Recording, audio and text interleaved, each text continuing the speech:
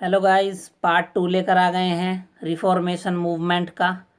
तो बिना time waste किए स्टार्ट करते हैं। नेक्स्ट हेडिंग था हमारा the support of renaissance humanist. जो पुनः जागरण के जो ह्यूमनिस्ट थे उनका भी सपोर्ट था, जिस वजह से रिफॉर्मेशन हुआ, मूवमेंट हुआ। The movement of reformation, reformation का जो आंदोलन था, रिसीव प्राप्त किया फर्दर सपोर्ट, बहुत पहले का सपोर्ट प्राप्त किया। किसका? फ्रॉम रेनेसांस के जो ह्यूमनिस्ट थे उनका सपोर्ट था इसे। The most important of these, इनमें जो सबसे महत्वपूर्ण था, वाज इरेस्मस, जिसका जन्म हुआ था 1466 में और इनकी मृत्यु हुई थी 1536 में। ए डच मैन, एक ये डच मैन थे, हु ट्रेवल, जिसने यात्रा की over most of Europe, Europe के बहुत से कंट्री में। यूरोप खुद एक कंट्री है, उसके बहुत से जो भी होते हैं वे, उनमें बहुत सी यात्रा की। And lived for a time, एक समय के लिए रहा इन इंग्लैंड, इंग्लैंड में भी रहा ये। And lecture at Cambridge university, Cambridge एक यूनिवर्सिटी, वहाँ उन्होंने लेक्चर भी दिया फॉर 3 ईयर, 3 साल तक। इन 16th सेंचुरी, 16वीं शताब्दी में। ऑलमोस्ट ऑल इरेस्मस वर्क, जितने भी पूरी तरह से इरेस्मस के जो वर्क हैं, आर लैटिन, लैटिन लैंग्वेज में। The most important being in communion morais, पूरे जो बिल्कुल इंपोर्टेंट उनका जो वर्क है वो इन कम्युनियन मोराइस है। नेक्स्ट हुआ हमारा heading translation of the Bible, Bible की ट्रांसलेशन। अनोदर इंपॉर्टेंट इवेंट, जो दूसरी इंपॉर्टेंट इवेंट थी दैट हेल्ड, जो जिसने हेल्प किया द रिफॉर्मेशन का, वाज ए फ्रेश ट्रांसलेशन, एक बहुत ही फ्रेश ट्रांसलेशन है, फ्रेश एकदम ट्रांसलेशन ऑफ बाइबल की, by Miles Coverdale. Copies of this Bible, इस बाइबल की जो कॉपीज थी, कॉपियां थी, मतलब भिन्न भिन्न उसके जो भाग थे, वर ऑर्डर्ड, आज्ञा में थे, to be placed in church, church में रखे गए। एंड सून, जल्दी after anyone could possess a Bible become common, more and more people read the scripture for themselves, और बहुत से लोगों ने उसके जो स्क्रिप्चर थे, शिलालेख थे, हस्तलेख थे, उन्हें पढ़ा। And rapidly the pope and Roman Catholic doctrine, और वहाँ के जो पॉप थे, उन रोमन कैथोलिक जो डॉक्ट्राइन सिद्धांत थे, उनका भी बहुत असर हुआ। नेक्स्ट हेडिंग पर चलते हैं हम, न्यूरिज्ड रिलीजियस लिटरेचर। रिलीजियस जो धार्मिक साहित्य था उसे बहुत ज़्यादा प्रोत्साहन मिला, मतलब पालन पोषण, एक तरह से न्यूरिज्ड का मतलब होता है पालन पोषण ज़्यादा हुआ।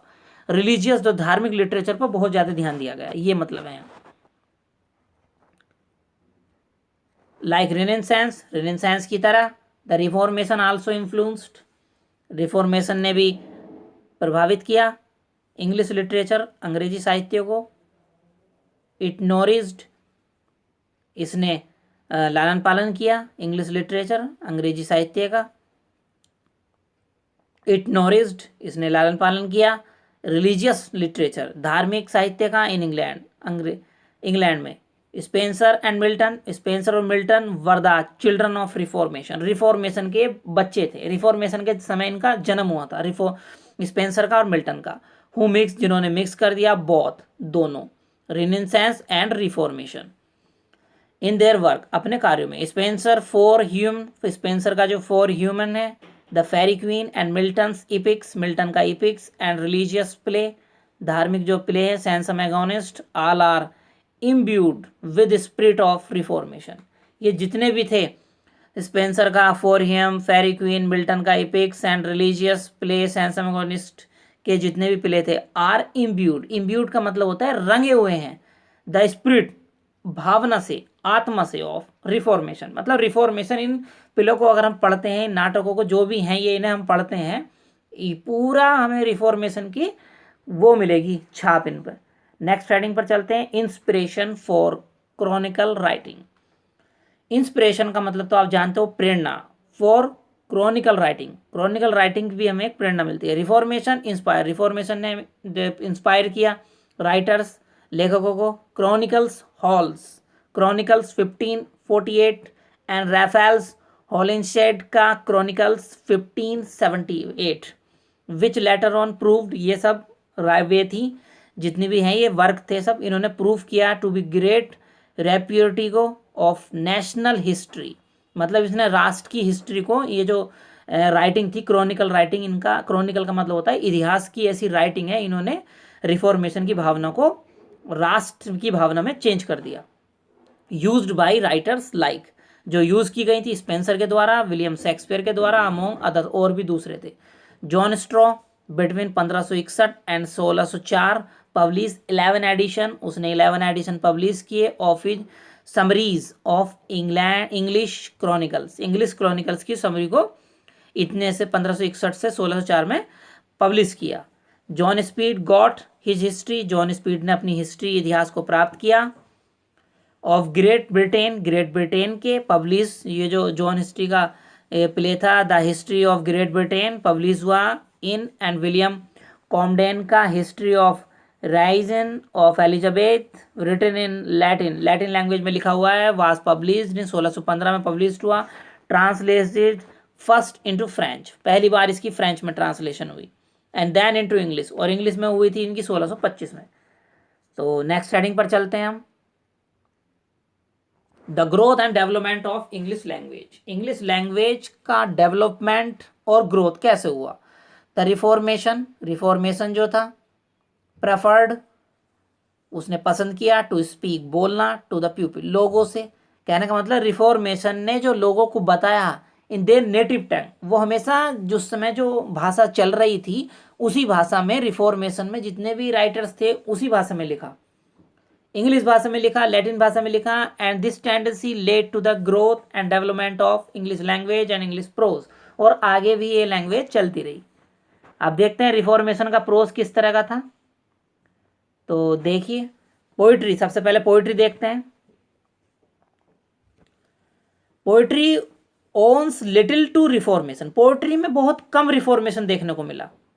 The poet kept aloof, aloof का मतलब होता है अलग कर दिया, फ्रॉम इट एज सेकुलर, धर्मनिरपेक्ष मतलब सब धर्मों को समान वो दिया, दो फ्रिवोलियस, जबकि ये छिचोरे भी थे, छिचोरापन भी था इसकी पोइट्री में।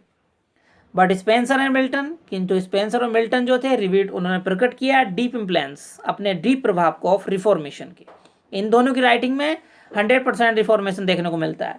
Fused with element of renaissance in their work, और रेनेसांस का भी इनके कार्यों में वो देखने को मिलता है छाप। एक ड्रामा किस तरह का था, English drama suffered, English drama कष्ट से भरा हुआ था। ए सेटबैक, सेटबैक का मतलब होता है नाकामयाबी, इंग्लिश जो ड्रामा था रिफॉर्मेशन और रेनेसांस में उसे कामयाबी नहीं मिली।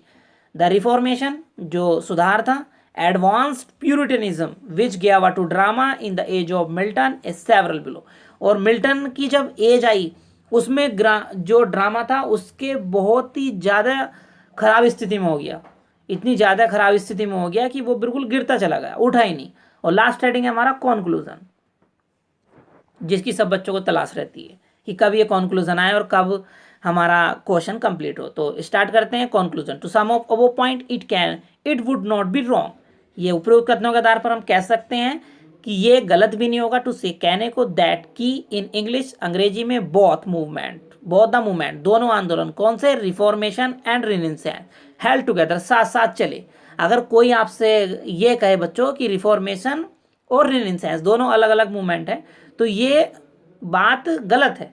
ये दोनों जो मूवमेंट थे ये दोनों साथ साथ चले थे, ठीक है, ये ध्यान रखना। Germany got extremely benefit, Germany ने एक्सट्रीमली बेनिफिट, बहुत ज़्यादा जर्मनी को लाभ हुआ, बिकॉज क्योंकि मार्टिन लूथर था बिगन स्टार्ट किया रिफॉर्मेशन सुधार को एट देयर, वहाँ पर जो जर्मनी में मार्टिन लूथर ने ही रिफॉर्मेशन को ज़्यादा बढ़ावा दिया, बिकॉज क्योंकि देवर एक्सट्रीमली, वे पूरी तरह से क्या थे, प्रभावित थे विद प्यूरिटनिज्म, प्यूरिटनिज्म एक नैतिकवादिता होता है, इसका मतलब उससे ज्यादा प्रभावित थे, इसलिए उस आंदोलन को वहां पे बहुत ज्यादा बढ़ावा दिया गया। तो इसी के साथ पार्ट 2 हमारा कंप्लीट होता है रिफॉर्मेशन का, तो इसी के साथ रिफॉर्मेशन का लॉन्ग आंसर भी कंप्लीट होता है। तो मिलते हैं आपसे फिर एक नए लॉन्ग आंसर के साथ।